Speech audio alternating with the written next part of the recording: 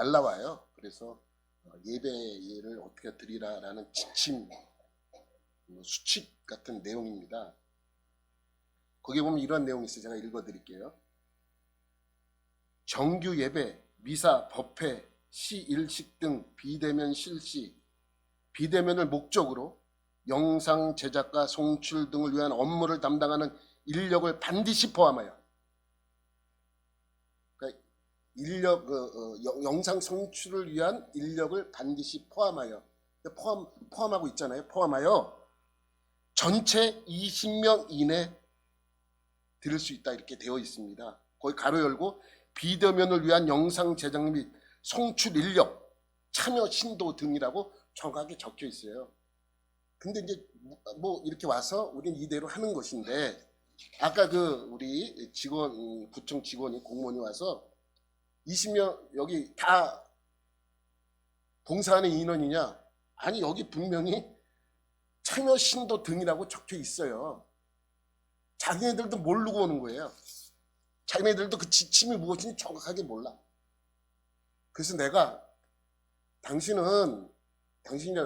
우리 오신 분은 우리가 한 상황이 불법인지 아닌지 찍어서 위에 보고하면 된다고. 그러면 만약에 위에서 이것이 불법이고 잘못된 것이면 그쪽에서 아마 제재를 가할 거라고.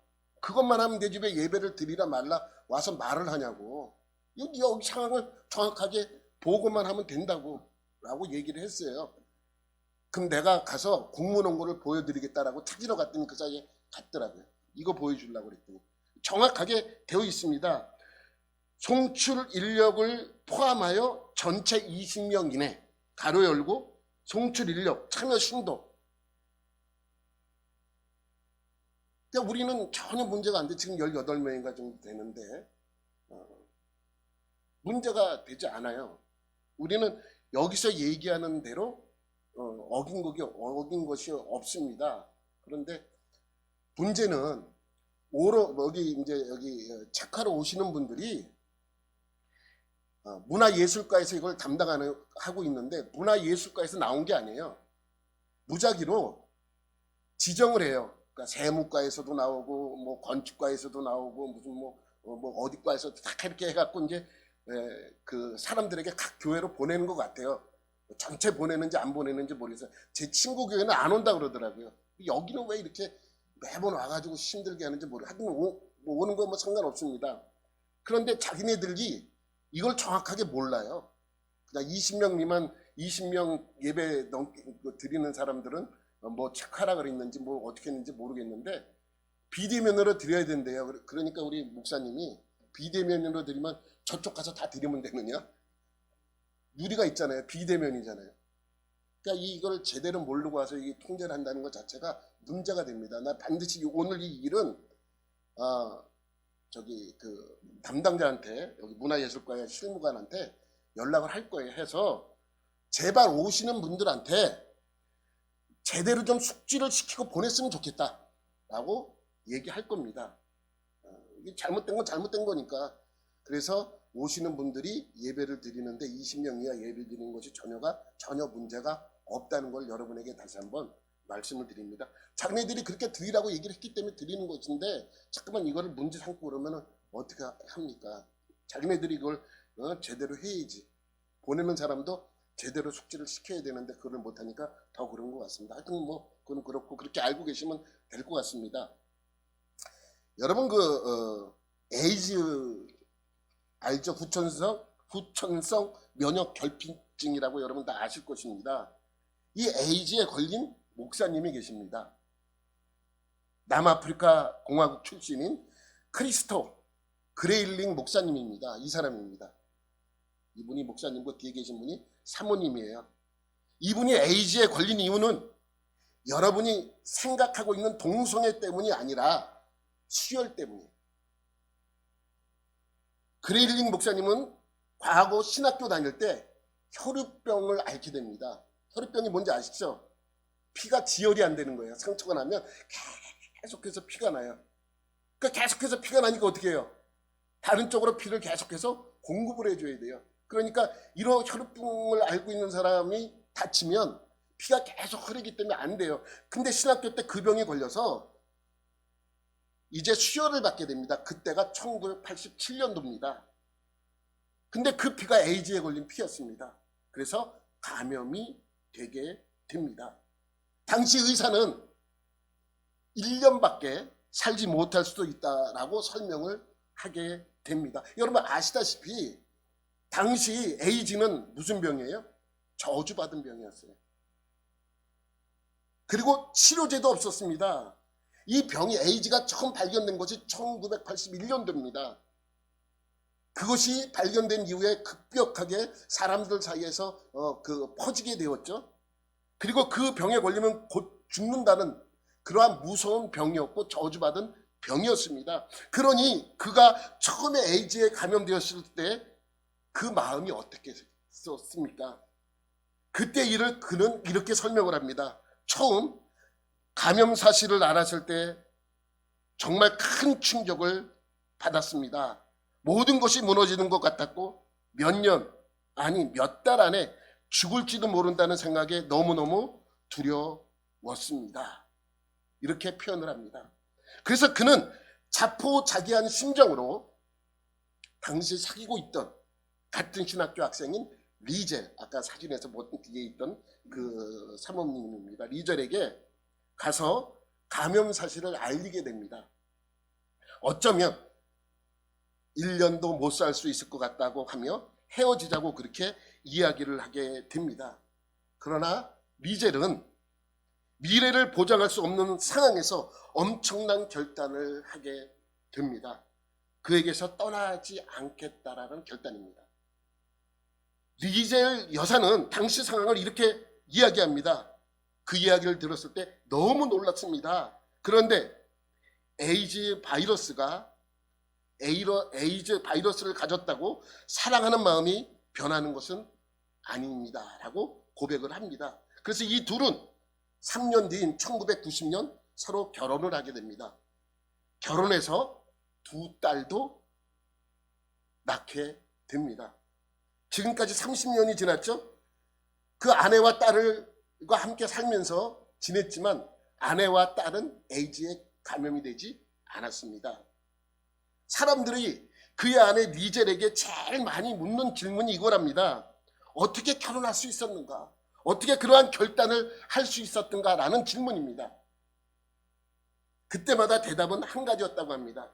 사랑했기 때문에. 그래서 오늘 설교 제목이 원래 사랑했기 때문이었는데 좀 그래서 유재하의 그 가요 제목 같아서 빼버리고 그냥 하나님의 사랑 이렇게 어저께까지 고민했어요. 이거를 사랑했기 때문이라고 할까? 아니면 하나님의 사랑이라고 할까? 고민하다가 너무 유행가 가사의 제목 같이 느껴지기 때문에 그것을 빼버리고 그냥 하나님의 사랑이라고 했습니다. 그런데 이 리젤 여사가 대답한 내용은 뭐예요? 사랑했기 때문에. 간단합니다. 그런데 여러분 생각해 보세요. 정말 사랑했다면 결혼을 하면 하는 것이 되는 일입니까? 안 되는 일입니까? 안 되는 일이죠. 정말 사랑했다면.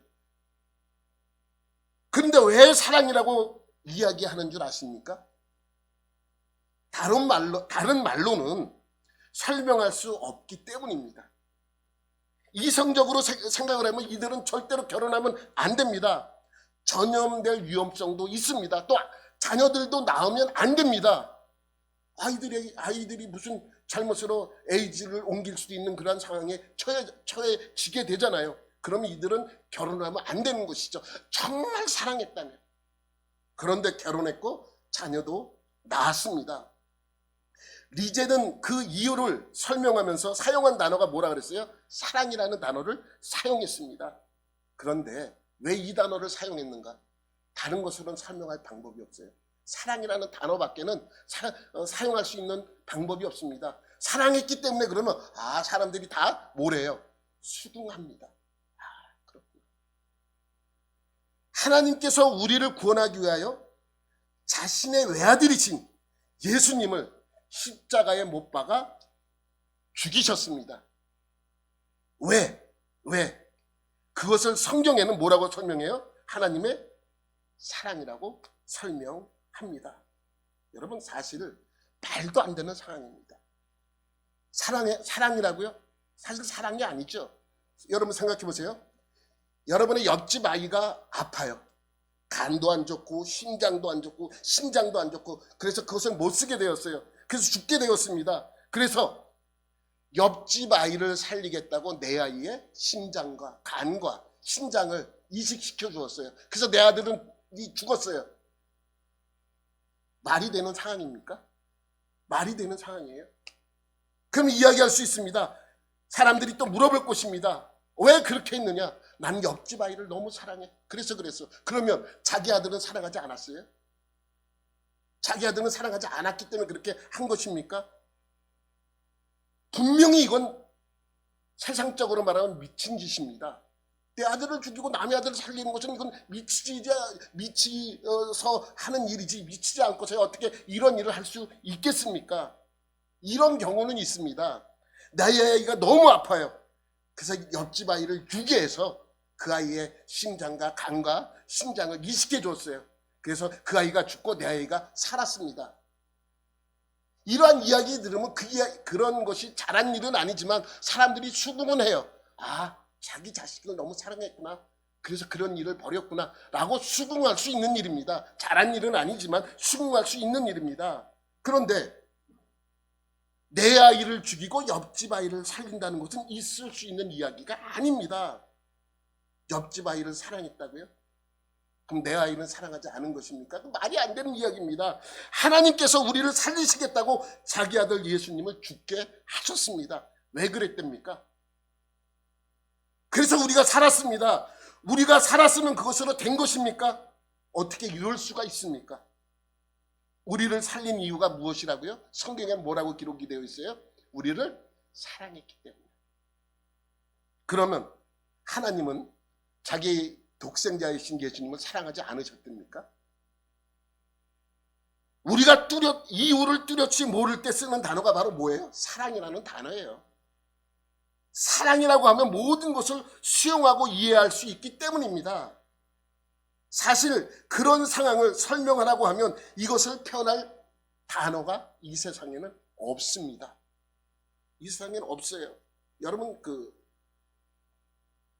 부모를 잃은 아이를 우린 뭐라 그래요? 고아라 그럽니다. 고아라 그러죠. 그런데 아이를 잃은 부모를 뭐라 그래요? 없어요, 단어가. 설명할 수 있는 단어가 너무 슬픈 단어이기 때문에 너무너무 슬픈 단어이기 때문에 그 단어는 이 세상에 어느 나라에서든지 존재하지 않아요. 마찬가지입니다. 하나님의 이러한 상황을 어떻게 설명할 길이 없습니다. 그런데 우리가 쓰고 있는 단어 중 가장 비슷한 것이 무엇이냐? 사랑이라는 단어입니다. 그래서 사랑이라는 단어를 가져다가 쓰는 것입니다.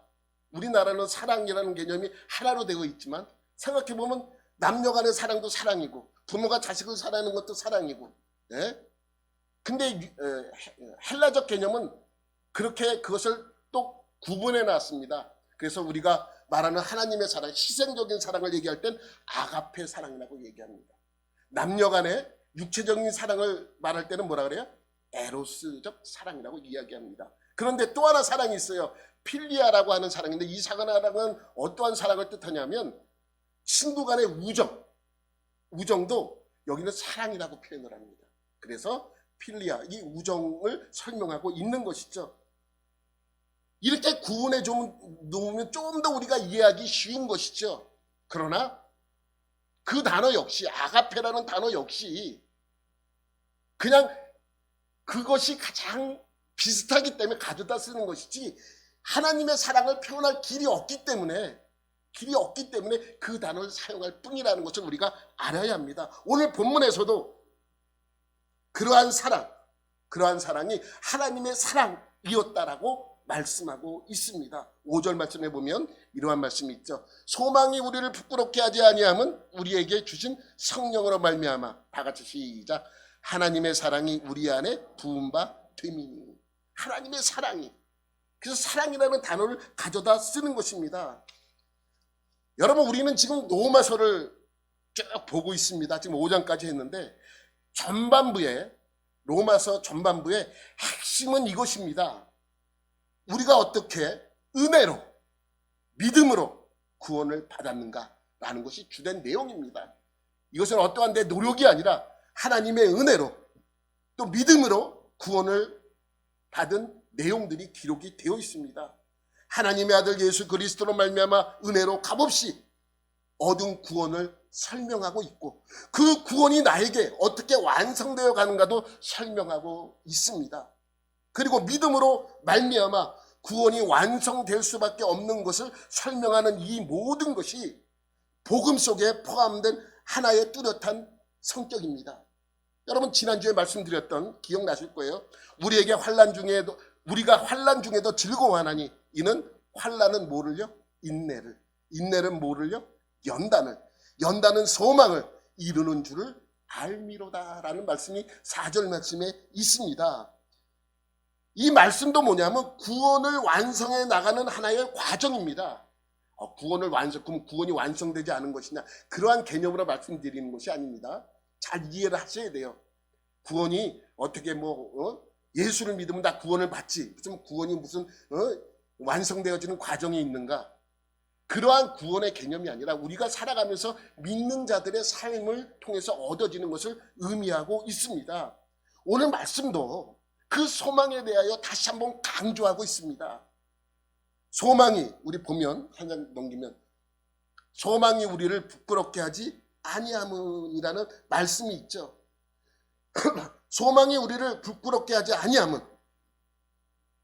여기서 소망이 부끄럽게 하지 아니함은 이렇게 이해하기가 쉽게 이렇게 표현되어 있는데, 이거를 새버전이라 현대인의 성경을 보면 이렇게 설명이 되어 있어요. 이 소망은 우리를 실망시키지 않습니다. 소망은 우리를 실망시키지 않아요. 근데 여기는 이제 부끄럽게 하지 아니함은 이렇게 설명을 한 것이죠. 근데 부끄럽게 하지 아니함보다는 시키지 않는다는 말씀이 더 표현적으로 우리가 이해하기가 쉽습니다. 여러분, 소망은요, 부끄럽게 하지도 않고 실망시키지도 않고 우리를 실패하게 만들지도 않습니다. 신자가 겪는 환난과 이 환난으로 말미암아 인내와 연단은 결국 소망이라는 것에 귀결되어 있습니다. 그런 소망이 부끄럽지 않는 이유는 뭐 때문이에요? 성령 때문이에요. 성령으로 말미암아 그렇게 되었다라고 말씀하고 있습니다. 여러분, 그런데 문제는 이것이에요. 환난과 연단이 지속될 때 그 문제가 생깁니다. 환난이나 연단이 지속될 때 정말 견디기가 쉽지 않습니다. 아무리 내 안에 소망이 가득 차 있어도 연단이, 환난이, 고난이 연속적으로 심하게 올 때 그것이야말로 참 견디기 어려운 일입니다. 욥을 생각해 보세요. 욥도요, 처음에 그러한 고난이 올 때 견뎌낼 수 있었어요. 그런데 그 고난이, 연단이, 환난이 지속적으로 계속해서 내게 올 때 넘어지기가 쉽다는 것입니다. 그런 면에서 보면 주길철 목사님을 존경하는 이유가 바로 거기에 있습니다. 지속적인 괴롭힘을 견디어내었다는 것입니다. 여러분, 주길철 목사님이 한번 투옥돼서 끝까지 지켰기 때문에 그가 그렇게 죽은 것이 아니라, 참 설교 시간에 이렇게 욕하는 건 좀 그렇지만 일본 사람들이 얼마나 아주 괴롭혔는지, 여러분 주기철 목사님의 일대기를 보면 너무너무 험난한 길이었다는 것을 알 수 있습니다. 뭐냐면 잡아가요. 고문을 해. 고문하면 사람이 어떻게 돼요? 지치고 아프잖아요. 그 아파서 치료할 때가 되면 석방을 시켜요. 그 석방을 그럼 집에 가서 뭐 하겠어요? 치료하잖아요. 몸을 추스리잖아. 그리고 다 나아서 정상적으로 어느 정도 돌아오면 다시 잡아가요. 또 고문을 해.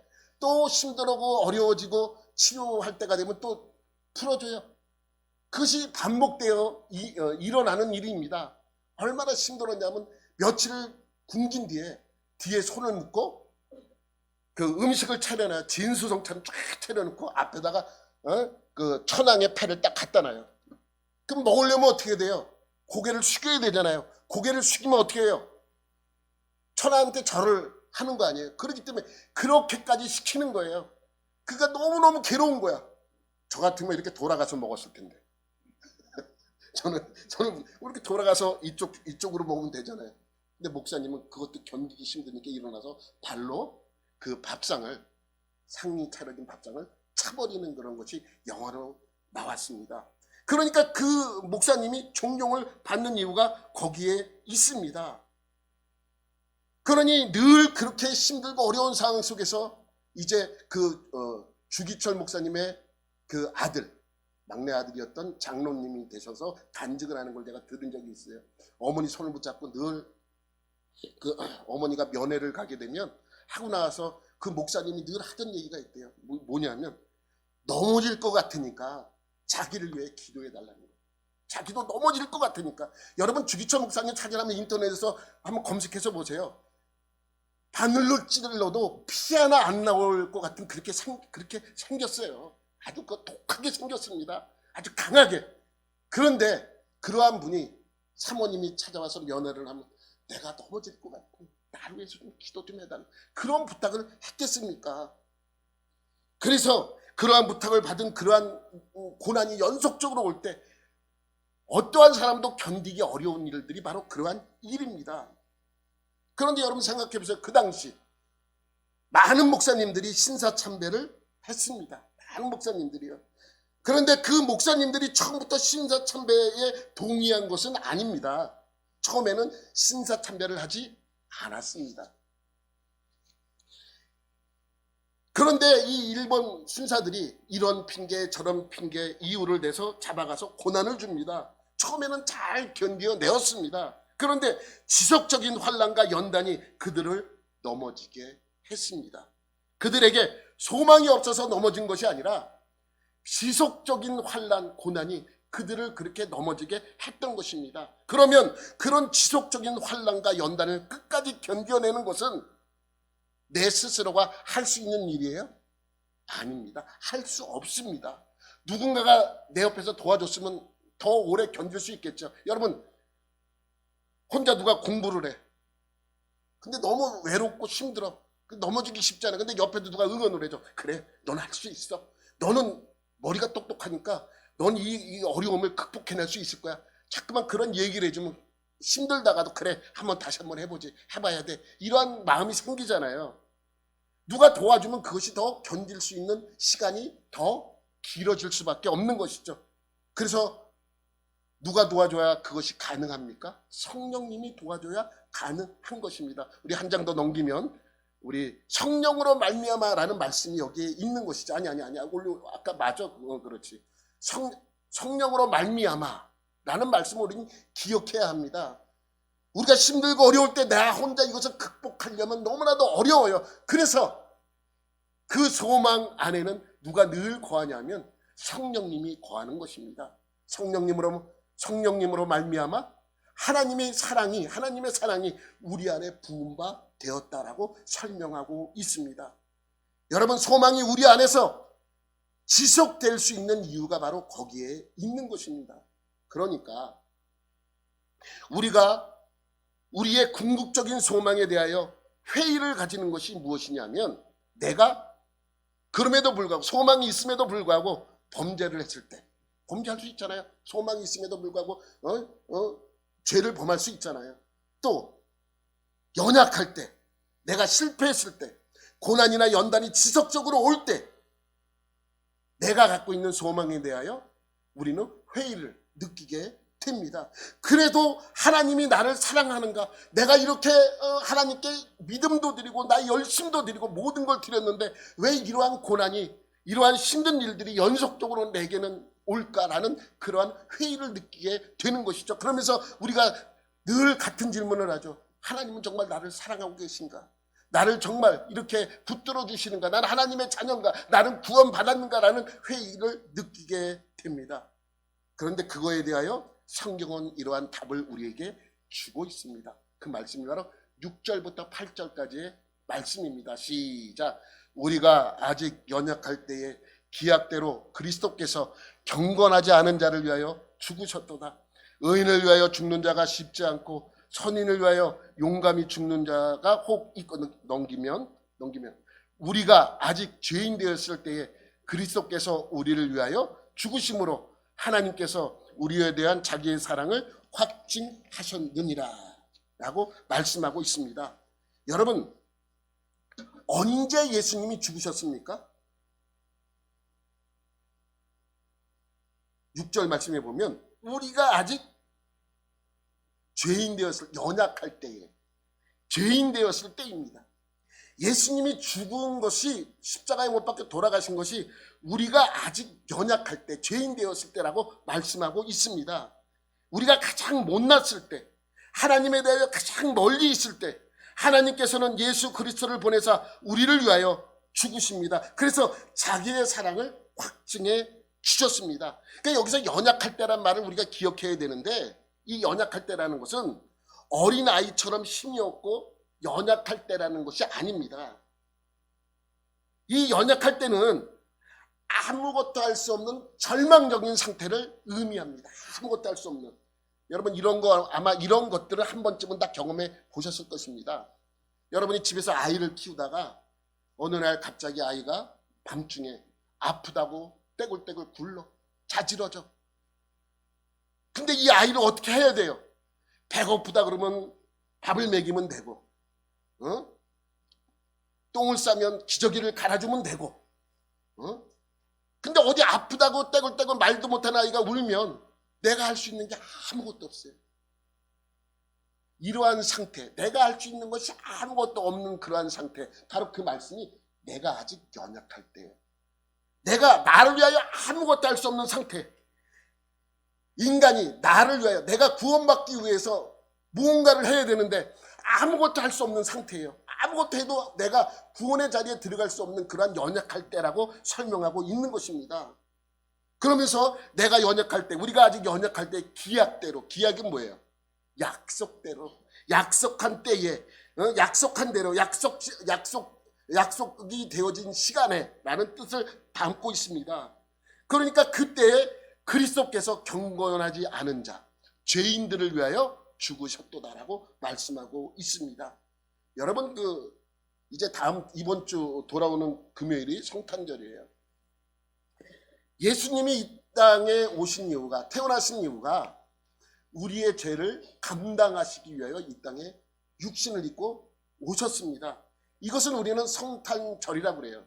여러분, 그 성탄절 봉투를 받으셨죠? 오늘 다음 주에 하라고 드린 건데, 거기에 보면 성탄 감사라고 이렇게 적혀 있어요. 근데 이게 잘못된 용어예요.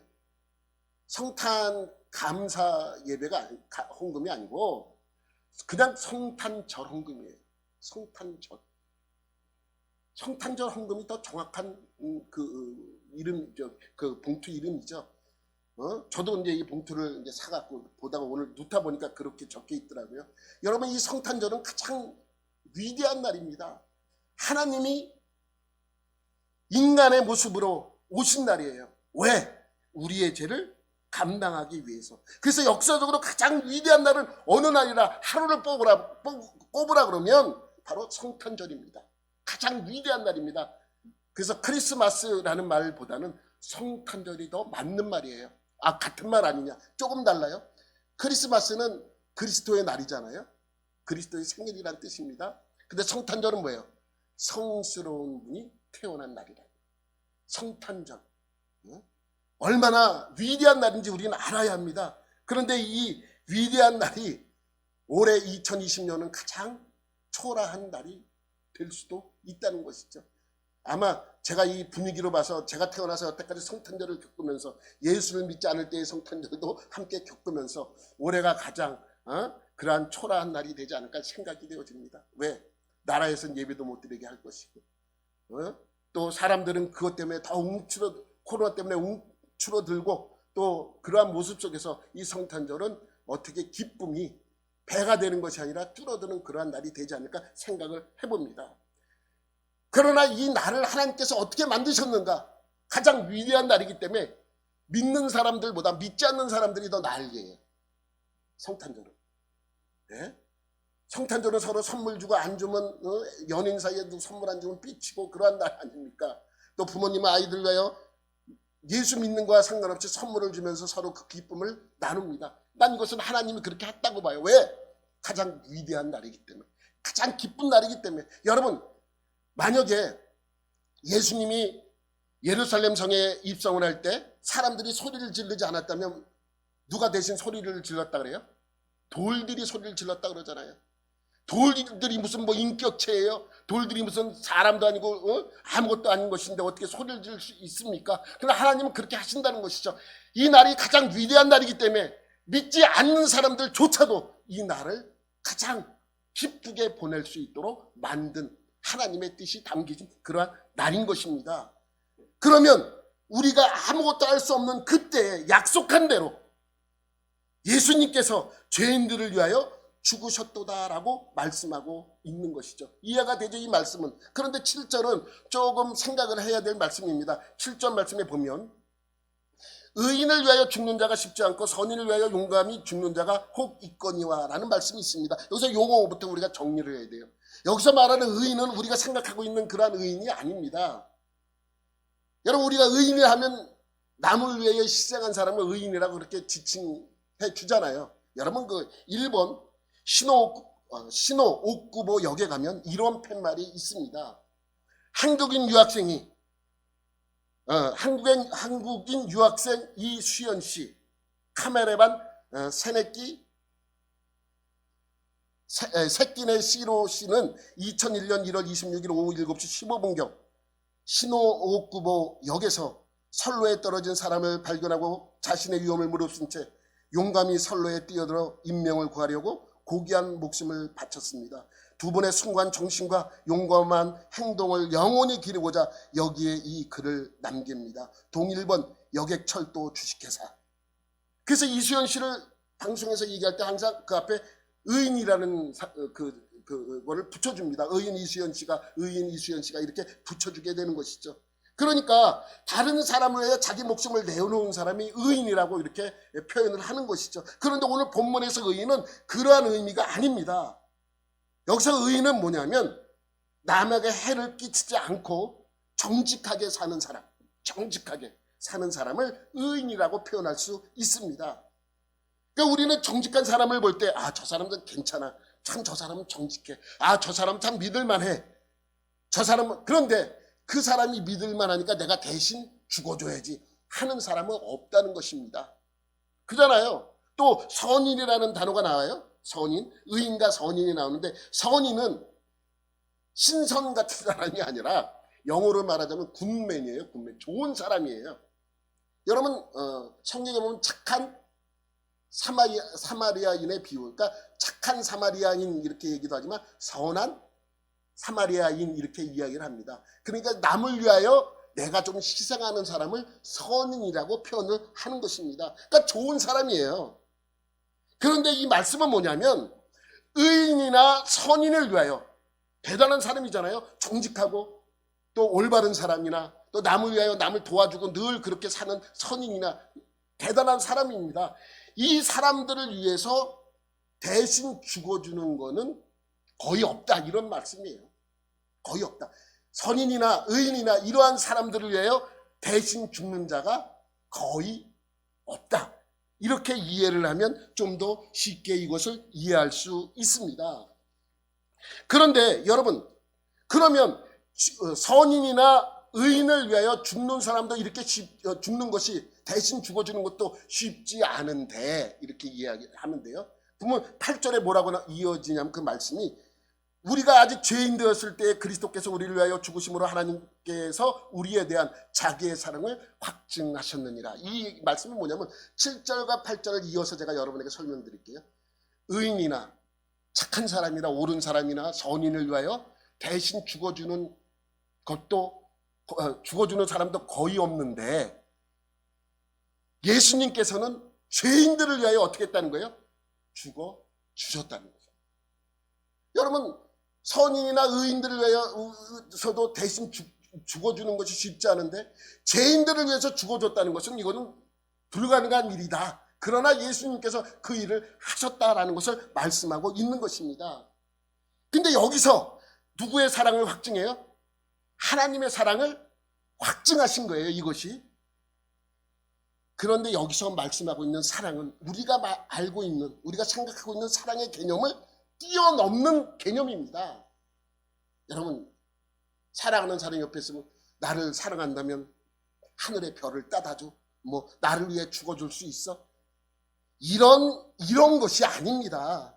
사랑하기 때문에 할 수 있습니까? 그런데 여기서 말씀하고 있는 것은 그런 사랑의 개념을 어떻게 했다고요? 뛰어넘는 사랑입니다. 우리가 알고 있는 그 사랑의 개념보다 더욱 그 개념을 뛰어넘는 그런 개념이라고 알아야 합니다. 이 세상에서 표현할 방법이 이것밖에 없기 때문에 그냥 이 단어를 가져다 쓰는 것입니다. 여러분, 그 엄마가 자식을 사랑하는 건 또 사랑이고 아빠가 자식을 사랑하는 것도 사랑입니다.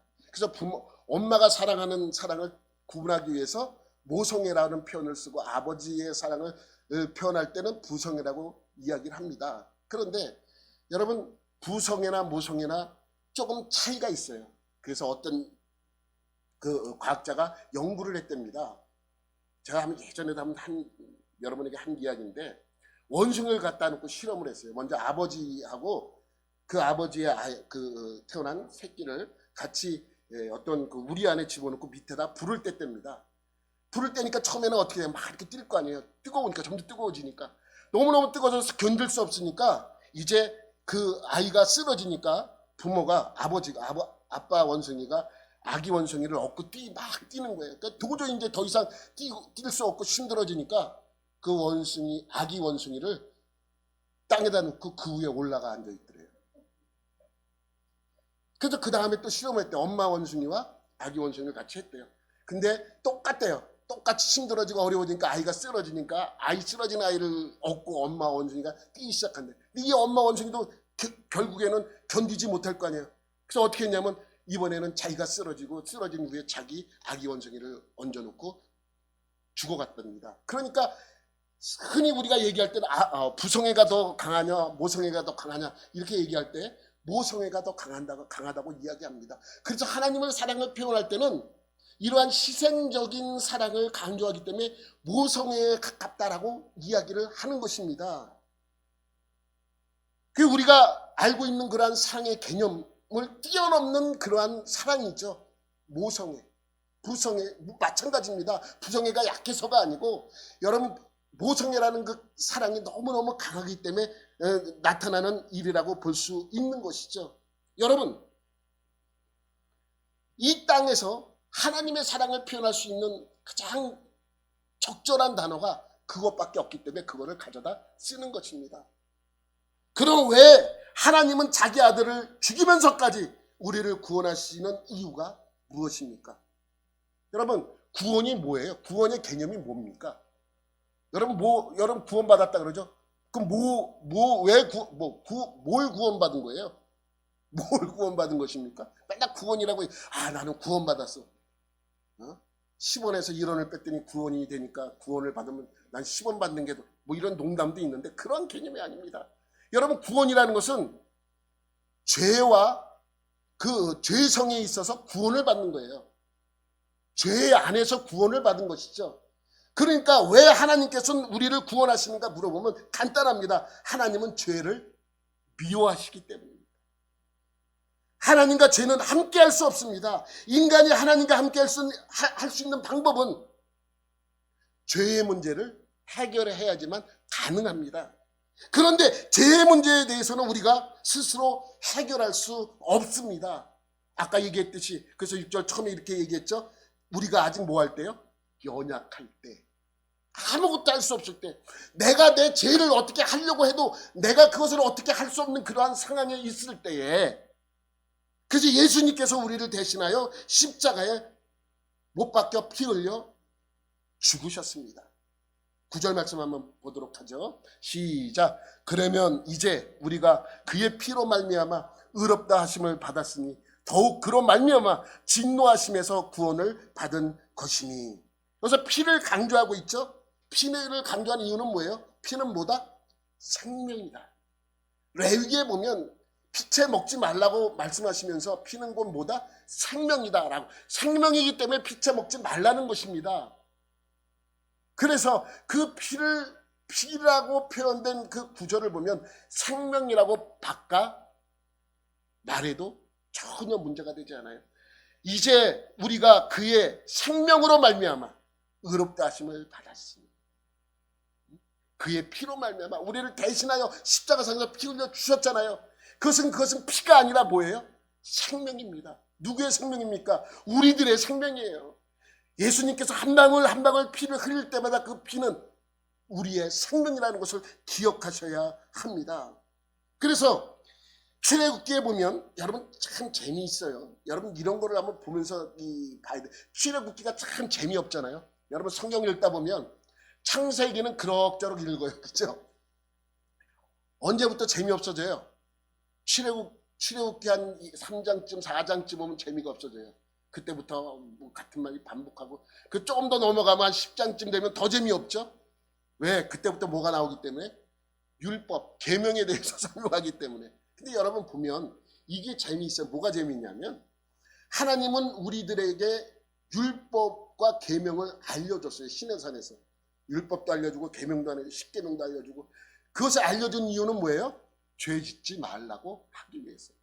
우리 십계명을 보면서, 계명을 보면서, 율법을 보면서 이걸 지켜내야 되겠구나, 이걸 지킴으로 죄를 범하지 말아야 되겠구나 아는 거예요. 근데 죄를 안 범할 수 있어요? 그래서 율법보다 더 계명보다 더 중요한 것이 있습니다. 뭡니까? 그 다음에 나오는 거예요. 그 다음에 뭐가 나옵니까? 그러니까 모세가 시내산에서 십계명을 받아요. 받고 나서 뭘 합니까? 또 받아요. 뭘 받아요? 성막에 관한 법을 받아요. 성막은 뭐 하는데요? 우리의 죄를 사함을 받는 곳입니다. 여러분, 근데 더 정확하게 얘기하면 우리의 죄를 사함 받는 곳이 아니고 하나님을 만나는 곳이 되어야 합니다. 왜냐하면 여러분 구약대 이제 백성들이 하나님을 만나기 위하여 성막에 찾아가요. 성막 찾아가고 성전에 찾아갑니다. 왜? 그곳에 누가 계시기 때문에? 하나님이 계시기 때문에. 그곳에 가면 누구를 만날 수 있기 때문에? 하나님을 만날 수 있기 때문에. 그래서 이들은 멀리 살아도 1년에 적어도 한 번 이상은 꼭 예루살렘에 방문해서 그곳에서 하나님을 만나길 원하는 것입니다. 그런데 하나님을 만나러 온 그들이 제일 처음에 성막에 와서 하는 일이 뭐예요?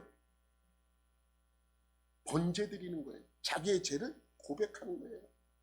아니 하나님을 만나러 와서 그 하나님을 만나면 되지, 왜 번제를 드리는가? 죄를 용서함을 받는가? 하나님을 만나기 위해서 뭐가 전제되어야 되지요? 내 죄가 용서함을 받아야 되면 전제가 따라야 됩니다. 내 죄를 용서함을 받지 않으면 누구를 만날 수 없다는 거예요? 하나님을 만날 수 없다는 것입니다. 하나님께서는 이거를 늘 강조하고 있는 것이죠. 그래서 성막에 나오는, 성전에 나오는 모든 사람들은 성막이나 성전에 올 때 제일 처음에 하는 것이 바로 하나님 앞에 번제를 드림으로 자기의 죄를 용서함을 받는 것입니다. 그런데 그 죄가 완전한 용서가 되지 못하기 때문에 결국 어떻게 해요? 성막의 뜰에만 다녀가는 거예요. 하나님이 계신 지성소 안에는 들어가지도 못하고 근처에도 못 가고 그냥 성막에서 하나님을 만나러 왔습니다 하고 그냥 돌아가는 거예요. 그잖아요. 못 만났잖아요. 그런데 예수님의 사건을 우리는 생각을 해야 됩니다. 예수님께서 십자가 사건으로 이제 우리가 용서받았고, 우리를 뭘 삼아주셨어요? 제사장 삼아주셔서, 제사장을 삼아주셔서 우리는 이제 어디까지 갈 수 있어요? 성소 안에 들어갈 수 있어요. 성소 안에 들어갈 수 있잖아요. 용서함을 받고 제사장을 삼아주니까 우리는 이제 성막의 뜰에만 있는 것이 아니라 성소 안에 들어갈 수 있는 자격을 부여받은 거예요. 그래서 성소에 들어갑니다. 왜? 제사장 직분을 받았기 때문에. 그런데 문제가 예수님께서 십자가에 못 박혀 돌아가실 때 성소와 지성소를 나누는 휘장이 어떻게 되었다고요? 찢어져 버렸습니다. 이제 성소와 지성소는 하나의 공간이 되었어요. 그러니 우리가 제사장 돼서 성소에 들어가면 지성소에 계시는 하나님을 자동적으로 보는 거예요. 그러니 예수 그리스도의 그러한 은혜의 사건은 우리에게 큰 의미를 가져다 줍니다. 근데 우리가 성소 안에 들어가기 위해서 먼저 전제되어지는 조건이 뭐예요? 제사장이 되고 용서함을 받아야 됩니다. 예수님께서 나를 위하여 피를 흘려 주셨고 그 피로 용서받았다는 사실을 믿으셔야 합니다. 그래야 우리가 누구를 만날 수 있어요? 하나님을 만날 수 있는 것입니다.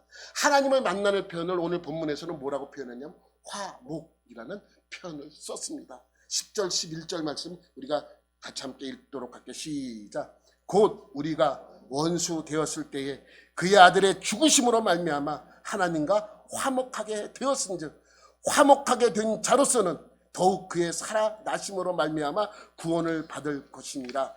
그뿐 아니라 이제 우리로 화목하게 하신 우리 주 예수 그리스도로 말미암아 하나님 안에서 또한 즐거워하느니라. 예수님의 죽으심은 결국 우리를 하나님을 만날 수 있는 그러한 자격을 부여해 주신다는 것입니다. 여러분, 맥스 루케이도 목사님의 예수가 선택한 십자가라는 책이 있습니다. 이겁니다. 예수가 선택한 십자가. 목사님이 이렇게 생겼습니다. 그 내용을 보면 저도 보면서 참 재밌게 이제 표현을 하셨어요. 제가 한번 읽어드릴게요. 짧은 내용이니까. 그리스도는 단 한 번도 자신의 초자연적 능력을 자신의 안위를 위해 사용치 않으셨다. 예수님은 눈썹 한번 치켜 올리시면 가시 면류관을 엮는 군병의 손을 마비시킬 수 있으셨겠지만 그러지 않으셨다. 놀랍다. 하지만 이것이 그분이 오셔서 행하신 사건 중에 가장 놀라운 부분일까? 아니다. 별들로 구슬치기를 하시던 분이 자신의 무한성을 포기하신 것도 놀랍지만 그보다 더 놀라운 사실이 있다. 성육신의 가장 멋있는 부분을 알고 싶은가? 예수님과 가장 가깝다는 친구들이 그분을 배반하고 단안할 때도 그분이 끝까지 침착함을 잃지 않으셨다는 사실, 이것도 아니다. 아담 이후의 모든 남녀 죄인들의 온갖 죄를 대신 뒤집어 쓰시면서도 주님은 자기 변호를 거부하셨다. 그러면 이것이 가장 놀라울 만한 일인가? 아니다. 천국의 법정에 무수한 유죄 판결이 울려 퍼지고 빛의 창조자가 죄인들이 가득한 밤의 냉기 속에 버려졌을 때도 여전히 침묵을 지키셨다. 그러나 이것 또한 아니다. 예수님은 어두운 무덤에서 사흘을 보내신 후 환한 웃음으로 부활의 아침 햇살 속으로 당당히 걸어 나오시며 초라한 루시퍼에게 야, 그것이 제일 센 주먹이더냐? 라고 물으셨다. 그러나 심지어 그 부분도 아니다. 이러한 것들도 멋있다. 말할 수 없이 멋있다. 그러나 천국의 면류관을 버리고 가시 면류관을 쓰신 그분의 가장 멋있는 부분은 무엇인지 알고 싶은가? 그것은 바로 당신을 위해 그렇게 하셨다는 사실이다. 바로 당신을 위해. 여러분, 이것을 세상의 단어로 찾는다면 없습니다. 그러나 굳이 찾겠다면 그 단어는 사랑일 수밖에 없습니다. 하나님의 사랑. 사랑 때문에 고난 당하셨고 사랑 때문에 우리를 구원하셨습니다. 사랑 때문에 그러한 고난을 겪으셨고 사랑 때문에 모든 일을 그렇게 감당하셨던 것입니다. 여러분, 코로나 때문에 연말같이 느껴지지 않은 연말이지만 하나님의 사랑을 느끼는 연말 연시가 되기를 예수님의 이름으로 축원합니다. 하나님 아버지 감사합니다. 오늘도 주님의 은혜를 기억하는 하루가 되게 하여 주시고 예수님께서 우리를 위하여 십자가에 못 박혀 돌아가신 그 놀라운 사건을 다시 한번 생각하는 하루가 되게 하여 주옵소서. 우리에게 향한 하나님의 사랑을 다시 한번 느끼는 복된 하루가 되기를 간절히 원합니다. 감사드리며 예수님의 이름으로 기도드립니다. 아멘.